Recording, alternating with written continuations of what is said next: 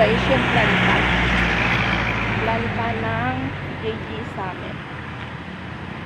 So, merong birds na tumating na malaking birds.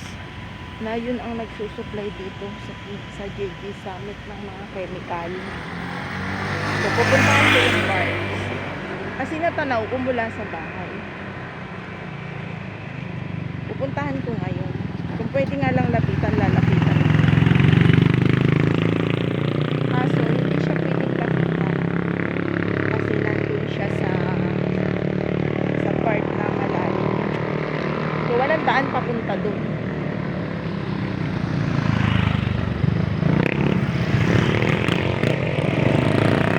Natatanaw kasi siya sa bahay. LR1 Charm. Ayan. Tanaw ba guys? Ayan. Ang laki niya, diba? Ayan.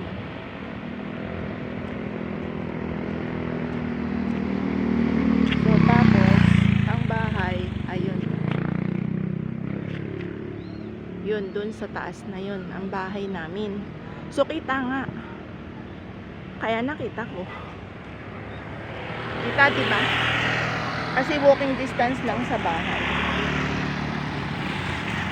Gusto ko siyang lapitan ng malapit na malapit. Kaya lang,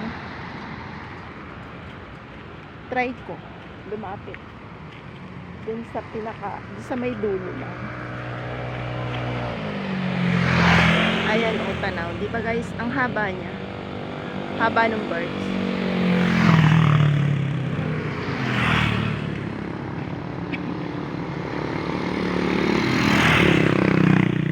Galing din siya sa ibang bansa. So, siya yung nagdadala ng ng mga chemical dito sa planta, sa JG Summit. Ayan, marami yan sila, yung mga birds na yan na dumadaon. Pero yan yung pinakamalaki.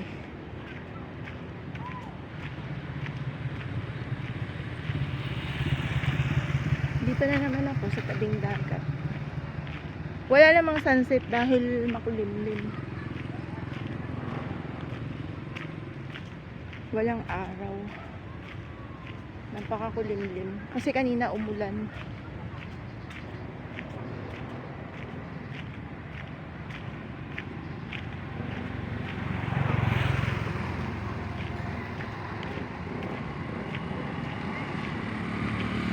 May naliligo.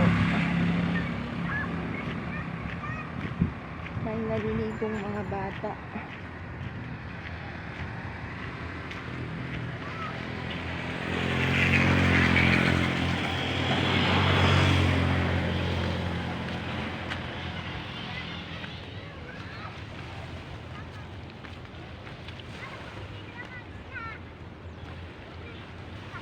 Yan, lalapitan ko yung birds.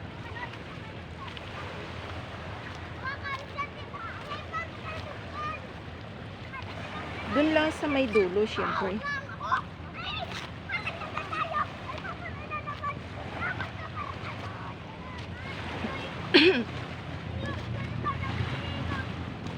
Maraming batang naliligo.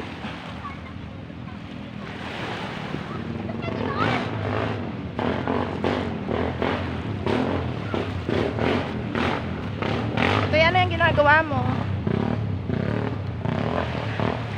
Ganyan nga, naglalamutak ka ng buhangin. Ayan guys, yung birds. Ayan. So hanggang dito na lang ako. Hindi na siya malalapitan. So diba, yung part na yan ay sobrang malalim na. Kasi hindi naman makakadaong yan dyan kung hindi siya malalim, diba? O tapos ito, tabi na. So malalim, diba? May mga coral na ng isda dyan. Dahil yung part na yan ay malalim na. Yung part na yan. O, diba? Ang laki ng birds eh. Hindi yan makakadaong dyan kung yan ay mababaw.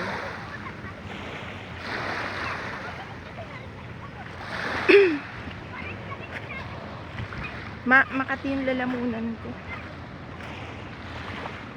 Gamot siguro tong tubig dagat. Try ko kayang inumin yung tubig sa dagat. Gamot kaya ito? Sa inuubo. Di ba maalat yan? Ayan yung birds, oh. Kita, di ba? Nandito na ako sa dulo. Nilapitan ko talaga siya. Ayan. O, diba? Tapos sabi ni nga ni Kuya Pitts, nakita niya planta. Ayan o, ang planta. Ayan.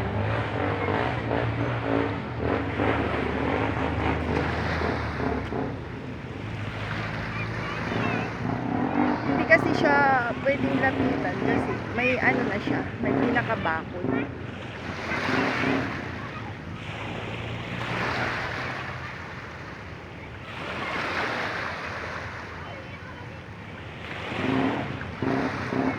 Hindi ko alam kung saang bansa galing yan, pero sabi nung nagkwento sa akin, galing siya sa ibang bansa. May mga dalang chemical.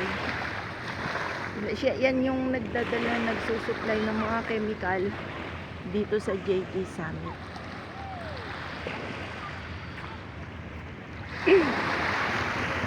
Kaya ako minsan guys, yung parang amoy chemical siya. Kasi malapit kami dito sa planta. Lagi kong nalalanghap yung amoy chemical. Yan. O diba, tapos ito tabi na siya o. Tabi na, tapos yun yung doon na siya o. Parang ilang ano lang, siguro mga 10 dipa lang yan. O ayan na, dyan na siya dumaong. So diba malalim na yung part na yan, kasi ang laki ng parts na yan. Kaya ano, takot talaga akong maligo dito. Kasi dyan sa part na yan, may mga coral na ng isda. So part na talaga ng malalim. May posibilidad na baka may pating, di ba? Kaya takot ako talagang maligo. Pero dito lang sila sa talagang pinakatabi. Ayan o. Yung mga bata naliligo. Sa pinakatabi na lang sila. Ayan o. Maraming naliligo ngayon. Ayan pa, sa bandang gawi doon may naliligo din. So ako dito lang sa tabi, patanaw-tanaw na lang. 6 na taon na ako dito, pero hindi ko pa naranasang maligo sa dagat na to. Yan, kung hindi nga lang ako magbibideo, baka hindi pa ako makarating dito eh. O diba? Nakakatakot maligo dyan. Sa part na yan malalim. Doon sa ibang lugar na nararating ko, yung dagat. Ano, malayo ka na sa tabi, mababaw pa. Ito malapit lang sa tabi, malalim na. Ayun. May mga bata naliligo.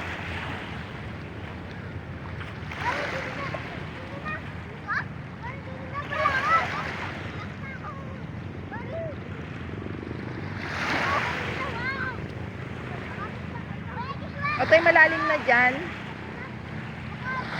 Ayun, yung mga bata. Kasi mahusay sila lumangoy. Kahit ang liliit nila, pero gagaling nila lumangoy. Ayan, oh. Ang liit-liit ng bata, ang galing lumangoy.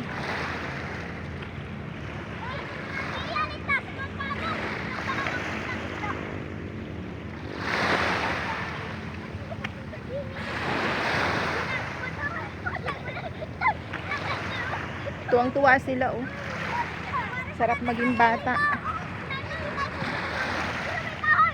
Oh, ayan, tuwang-tuwa sila maligo, oh. Hindi sila takot maligo.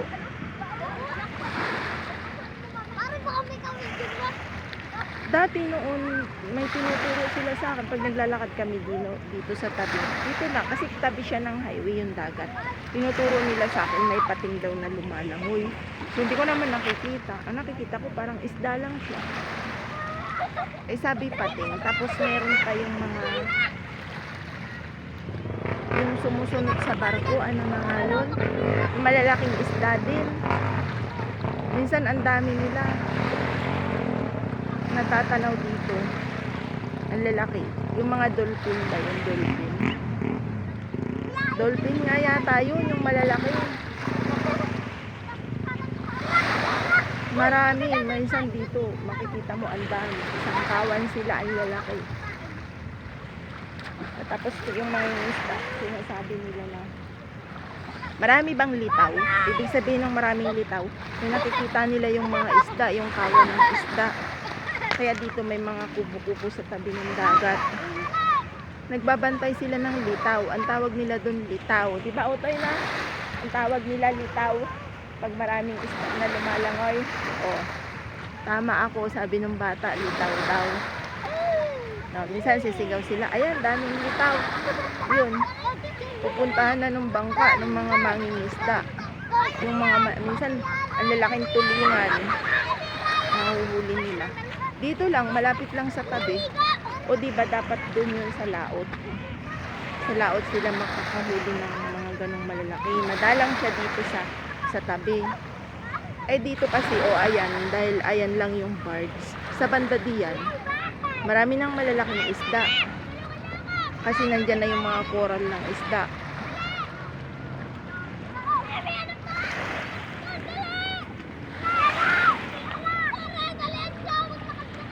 Masyadong makulimlim. Dati dito, pag nandun ako sa bahay namin, natatanaw ko yung sunset. Tapos hindi ako nagkaka-interest na puntahan. O ngayon ko lang naisip na maganda siya videohan. So try ko ulit kapag merong sunset. Pupunta ako dito. Ang ganda kasi pagka merong sunset. Tapos ang ganda ng panahon. Tapos paglubog ng araw nandito ka. So parang relax ka, yung parang ang ginhawa huminga. Parang ganun. Pero ang sarap talaga dito. Ang lamig ng simoy ng hangin.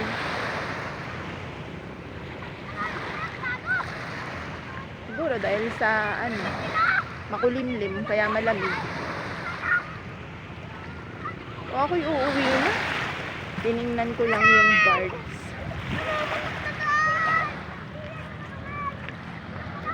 Ayan guys, ang daming naliligo. Mga bata. Ayan pa eh.